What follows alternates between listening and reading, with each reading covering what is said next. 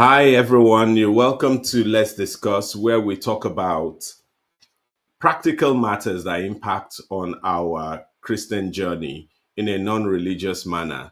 We get our source and inspiration from the Bible, and the aim of the sessions is for us to be equipped and to be transformed, not just to be informed or receive information or data. So you're all welcome. And for those of you joining us for the first time, you're welcome and feel free to like, share, and contribute. For people who attend, Let's Discuss, they're aware of the culture because we just don't want to relay one side of the matter, but we want to talk about all sides of the matter. And your contribution matters as well to us achieving this aim. For those of you for the regular attenders, you're welcome in Jesus' name. And feel free to settle in and get prepared for what I would call a life transforming session. Today, we'll be talking on a very important topic, which is breaking free from worries. And I'm delighted to announce we have a special guest to talk to us about it. I'm sure some of us would now be pretty much tired of my face uh, and my voice.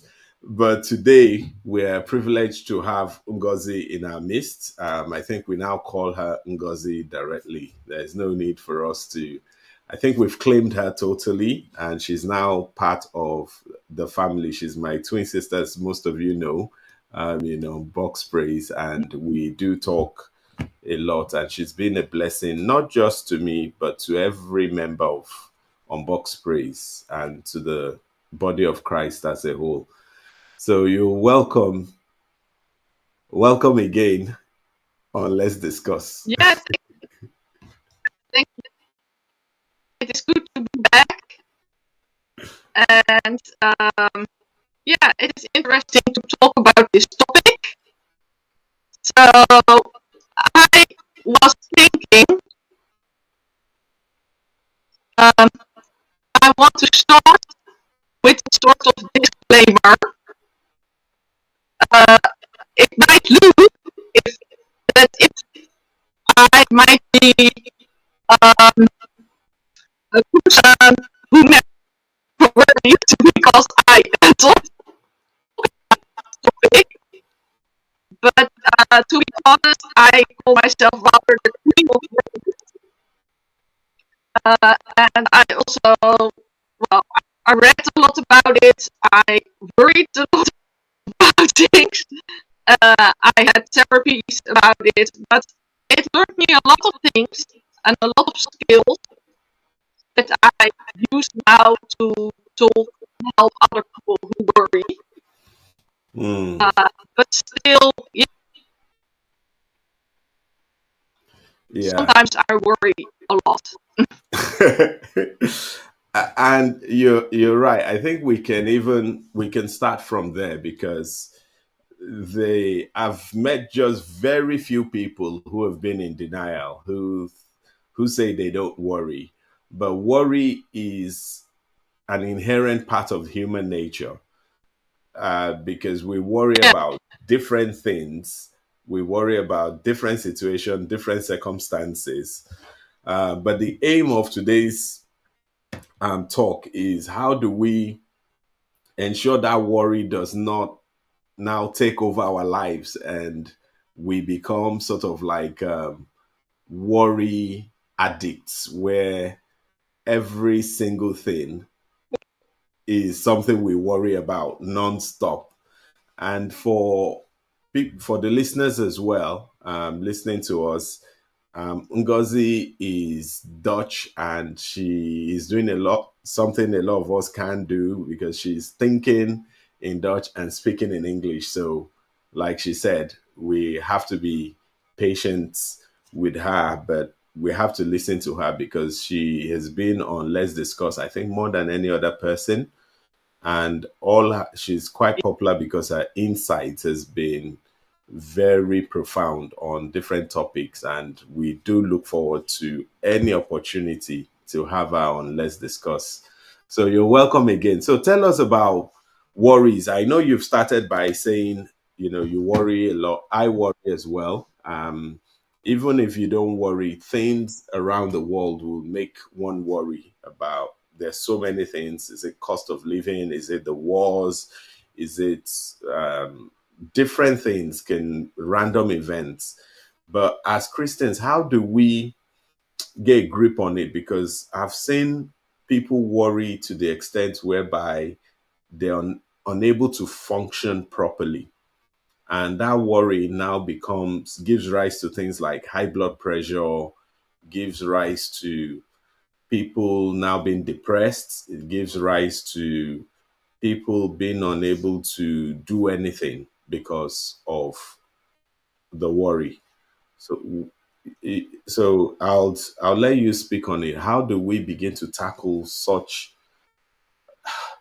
a tricky thing that is part of us as human beings? Yeah, first, what you said about that it is causing health problems. That of course is true. Um, it can be high blood pressure. Indeed, it can be. Oh, for some reason my camera went off. Uh, so yeah, there can be a lot of things that impact on your body when you worry. Can you still hear me? Yeah. Yeah. So it can also cause inflammation, people losing focus, people doing weird things. It can impact your physical body. It can definitely impact your mind and your the way that you think about things. I know, for example, a person who thought that he might have cancer, and he ran some pumps, and he was so worried about it. And he was a Christian. He had been smoking, and he couldn't stop for some reason. And Wow. he was really, really worried that he got cancer.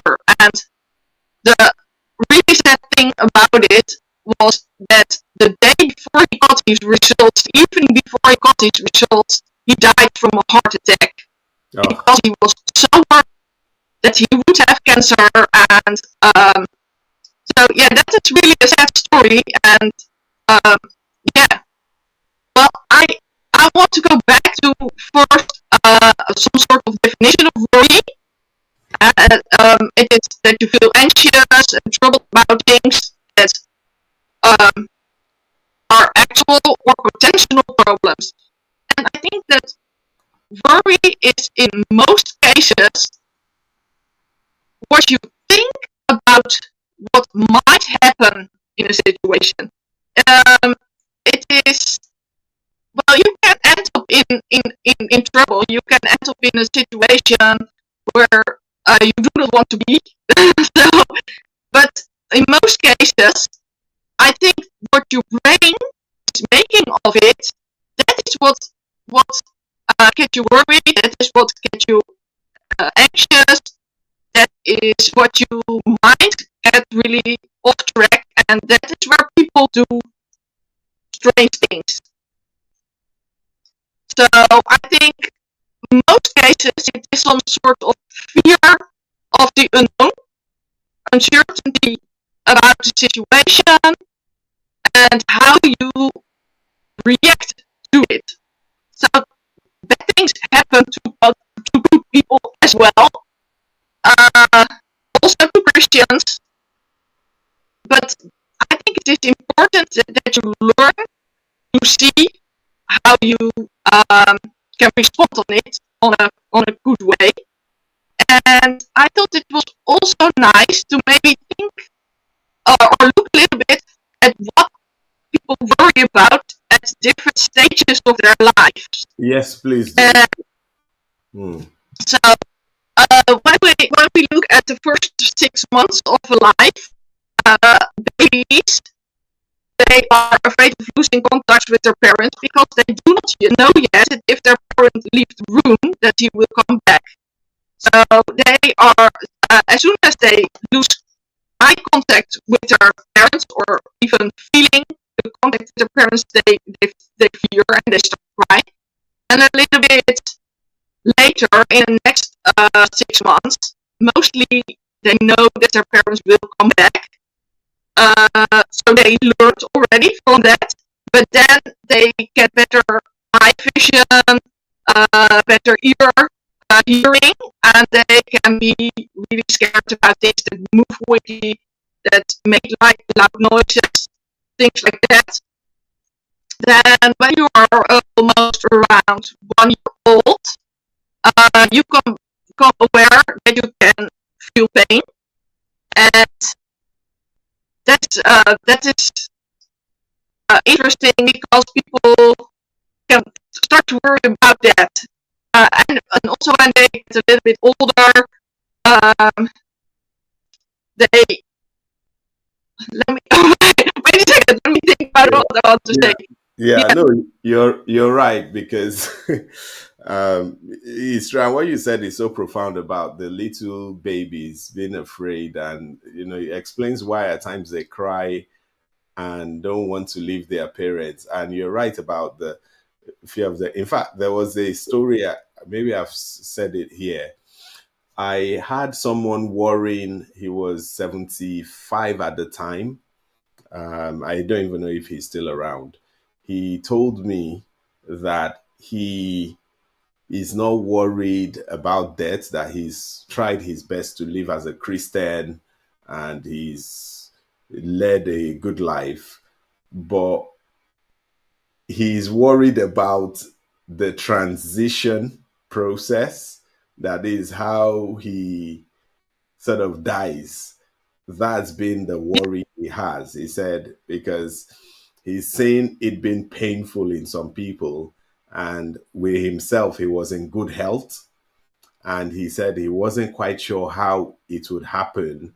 That for him, he's not afraid of death, but he's worried about how he will die and whether it will be very painful. yeah.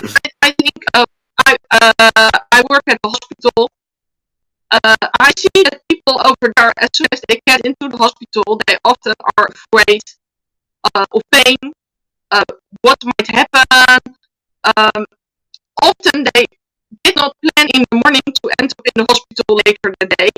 So when they come there, their world somehow sort of collapse, and that can cause a lot of fear and anxiety in people.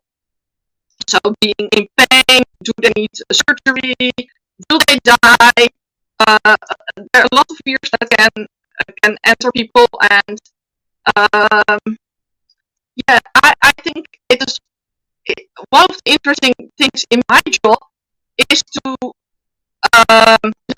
help people not getting around in circles in their minds, but bringing them back to the situation where they actually are at the moment. So in my case, I make X-rays. So when a bone is broken, people think, yeah, what now? And they start to think, yeah, but I have to. I was away doing this. I have to pick up the kids.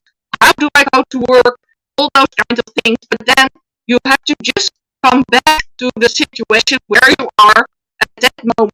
And um, yeah, maybe it's good if we move on a little bit from Yeah. where, So I think you're right. So we've established that, their worry is at times legitimate, or at times it's not legitimate, because most times we're worrying about things that would happen and we're creating different scenarios in our head. But at yeah, times there are some realities as well that will make us worry about, people worry about where the next bill or how the next bill would be paid, and things like that. But yeah, the Bible said it's not giving us the spirit of fear, but of sound mind and all those things. So, how do we begin to take back control from worrying, since we've established that it pretty much happens to everybody?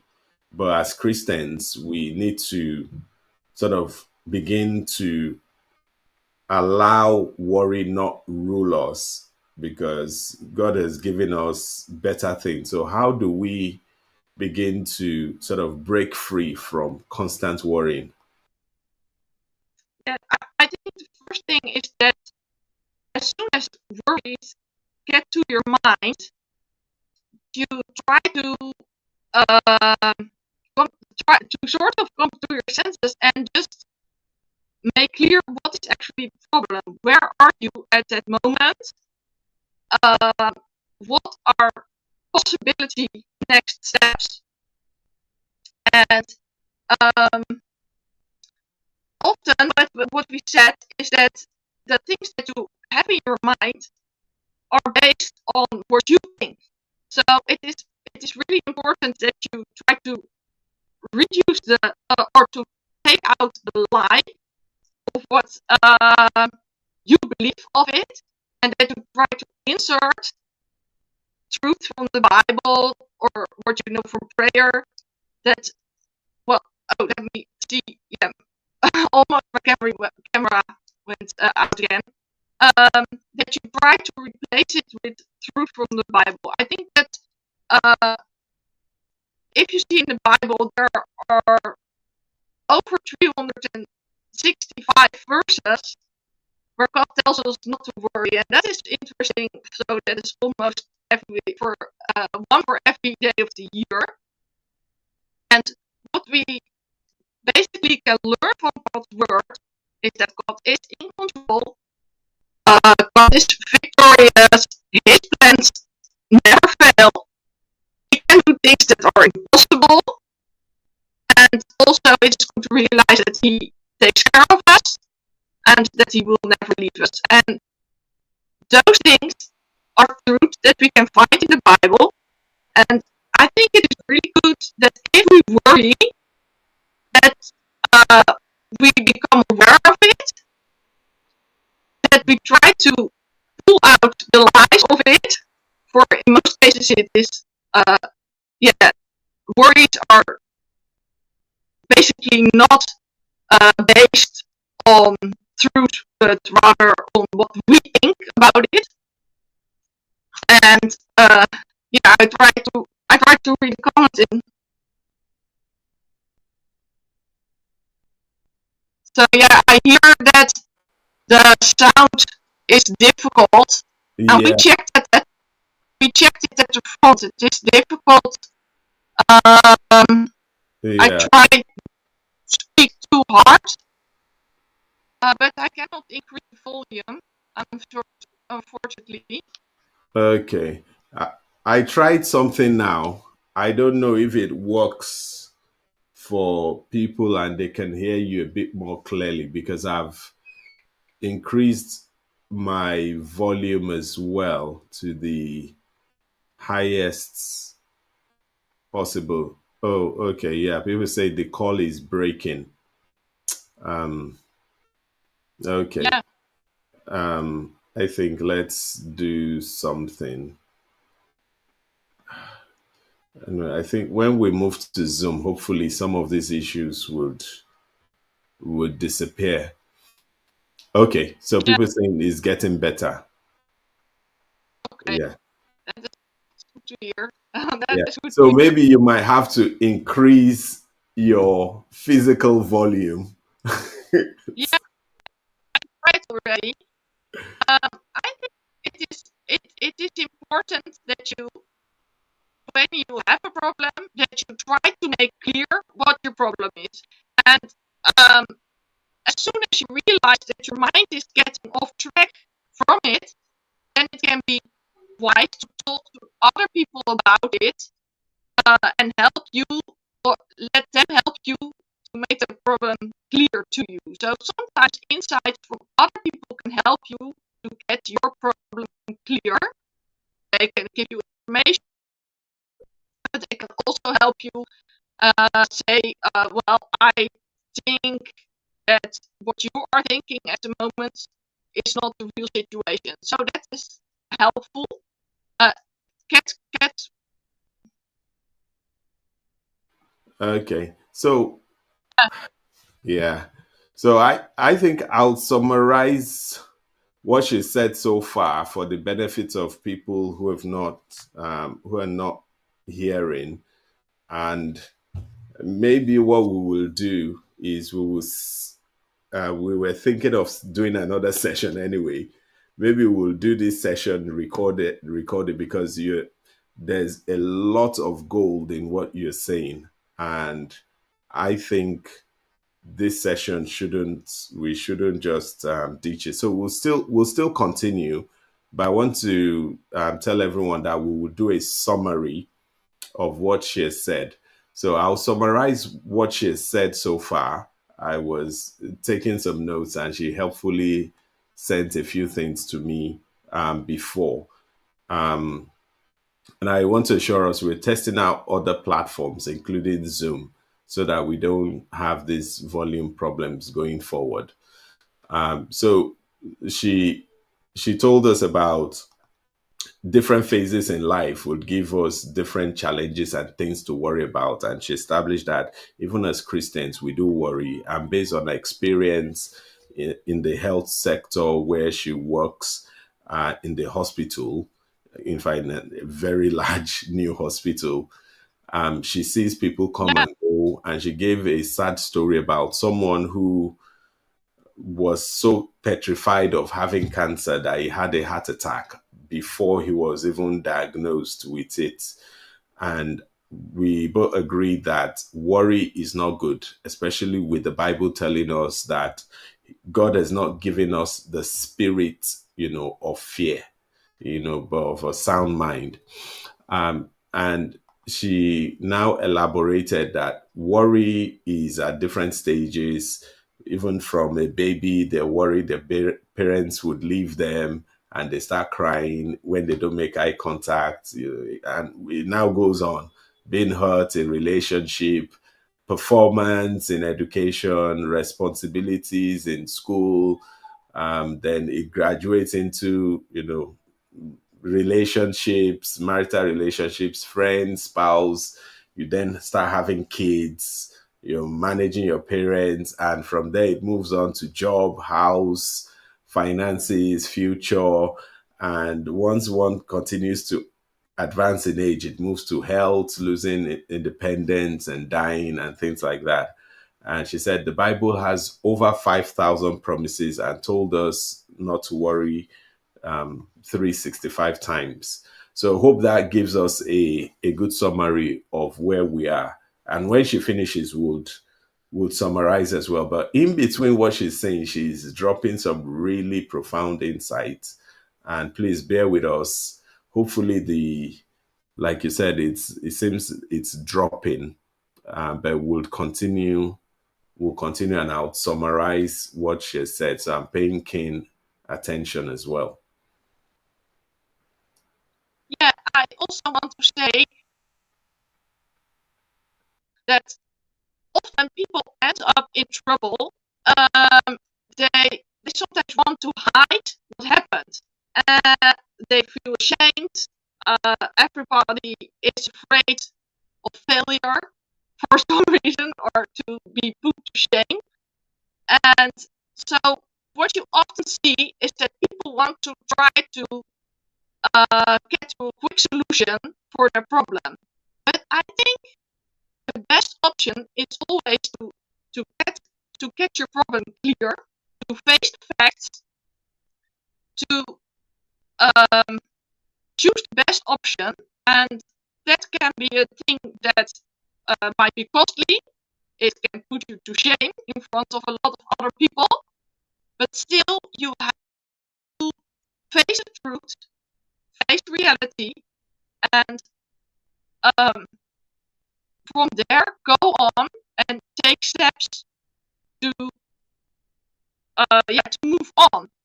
So I think it is also important that you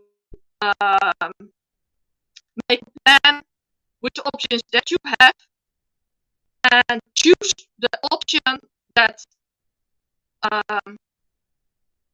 that is the wisest option. And that is not always the best option, but it is often the wisest option. Pray about it, bring it to God, and go for it. Accept that it might be costly, um, or that you that you have to do things to get back on track. That is what I want to say. Okay. Sometimes people come in a situation and they just want to sort of run from it. But I think it is best to face the truth, give yourself some time to think about it. For if something already happened, you cannot make it unhappen. So accept it, give yourself some space to come to your senses, and think about it in a wise way, that you do not get to jump around and make really stupid decisions, or start screaming, or involve other people in your problem and drag them down. Yeah, face the truth and the potential consequences of what happened. And sometimes you can be victim in a problem, and sometimes you can be the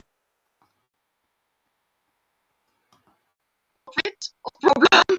But for example, if two cars get an accident, or two people come into an accident, one is the culprit and one is the victim. Sometimes they just cannot accept the situation. They cannot deal with it in their heads, and they do really stupid things. For example, people have been drinking, they make an accident, and they just drive away because they cannot handle it at the moment. Yeah. And So let me just jump in because you've said some very interesting things there. So you said that, we need to face the truth and potential consequences, that at times worrying is because there's a reality that we are trying to avoid because we either don't like to face up to the facts or the consequences of action, and we now begin to worry about it. But in actual fact, as children of God, we should be able to face the truth of any situation so that we can get our peace. And you mentioned that at times it could be the what we are facing or worrying about could be things that we have created ourselves. And in some situations, we could be the victim and it's out of our sort of control. So there's nothing we can do, or it happened without our involvement. So in those yeah, situations, do to face the truth of it, does it mean we now need to accept what has been where we the position we've been put in, even though we were not responsible for getting ourselves into that position? Okay, I think we're getting we're getting a few. So do you think we should accept that position, or are there things we can do to help ourselves? well, I think we always have a choice on how to deal with it. And sometimes people say, well, things happened in my youth, so that is why I react in a certain way in adult life. Or this has happened to me so many times. Um, I, I, I just have to respond this way. And there is an interesting thing in the brain, which they, in psychological terms, they call it amygdala hijack, and that is what when certain patterns run in your brain, and you get the first steps or even a sight on, hey, we are going this way. It can be that your brain already starts to run in the same circle. But I think it is really that's why it's really important to get your problem clear, to try to get back to your senses. Sometimes it is just sit down, pray, or face reality. Okay. So, I think that you face the reality that you do not want to automatically try to fight or flight, but that you deliberately say, this is my problem, or this happened to me, this is the situation, try to get your situation clear, help other people to give their input, and from then try to make a list of what are possibly directions which I can go, which are my possible next steps, maybe in different directions. Think about it, give yourself time to think about it. Often people think when bad things happen and their world somehow drops, mm, you have to decide right now on what to do. But it is really good to just take a step back and um, and give yourself some space to see the situation, and from there try to make wise decisions. You can also ask other people to pray with you, to think with you, to advise you, but um, try to see what are your options and choose wisely. Because in yeah. Sorry, many times, I wanted to recommend that given a lot of people are not following. So I put it on the chat yeah, there that we would do a we'll record this talk and we would make it available for people to listen to, and so that everyone can be blessed. So I'll just summarize the last few things you said as well. And I think I'll just get maybe a closing word from you as well, so that we close, because I can say a lot of people are interested in this topic, and it's going to be, but if they can't follow, I think it's better we just summarize, do it again, or come back another maybe next week and do this topic properly. And hopefully by then we'll have sorted out the technical side. So yeah. So like we said, so she said a lot of things about worrying, and like we said, we would. I don't want to, just dilute everything she said. So we'll record this for next week, or we'll have another session and sort our technical bits before then. But what I just want to leave us with is the things she said earlier, that no matter what we are facing as Christians, we owe it to ourselves to face the problem. We owe it to ourselves to look up and see how we can change the circumstances, because worrying alone will just give us gray hairs. But when we understand there's an issue here, either of our own making or not of our own making, it's time for us to arise. Denial is not a solution strategy. Hope at times is not a strategy if there isn't any implementation behind it. So worrying could cause all sorts of health problems. We would, maybe by grace of God, have this either next week. I'll speak to Ngozi about it, check her schedule, and we'll try and sort out the technical bits for next week. If not, we'll do a post with the video of this chat. But I just want us to, if you are someone who has been worrying about a lot of things, um, let's learn to now start trusting Jesus more and facing those challenges. Someone said arrogance and ignorance are both vices. We shouldn't be afraid, like she said, or arrogant to ask for help, to ask for assistance. And we shouldn't just ignore the problem. So, what are those things that are troubling you? List them out, even if they list the top three. What are those things that are keeping you awake? What are those things that are not making you feel happy? Is it fear of tomorrow? Is it fear of the unknown? Is it money fears? Is it health fears? Is it fears of death? Is it fears for your children? Is it fears for what's going on in the news? It's time for us to make a stand.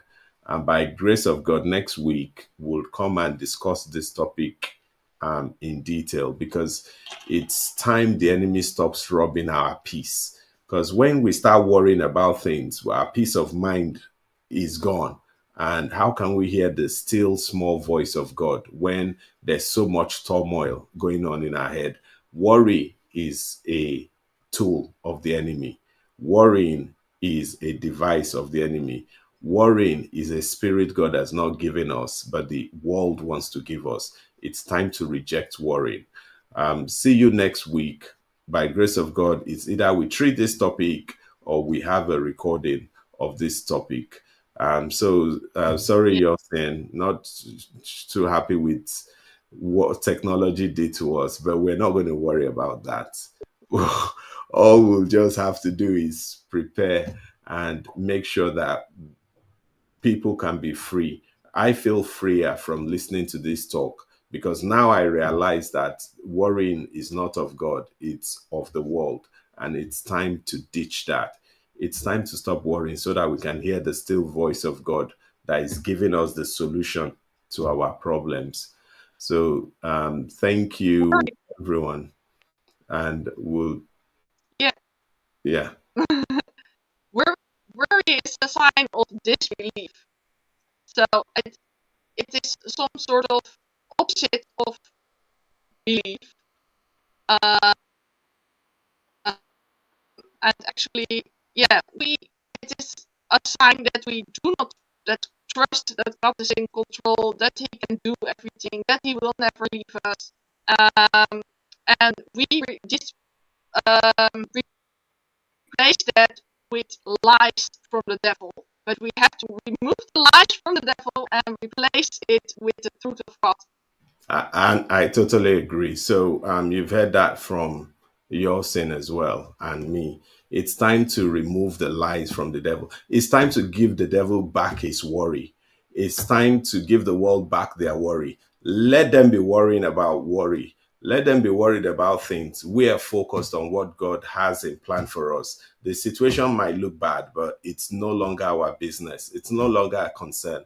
Next week, please join us. Would by grace of God, it's either, like I said, it's either we'll be treating this topic or we will be doing a video, playing the video of this topic. But it's time we get worry off our backs, and God will help us in Jesus' name. So let's have a wonderful week, and remember, don't worry about anything because God's got your back and He's here to sort things out for you. So have a wonderful week, everyone. God bless you.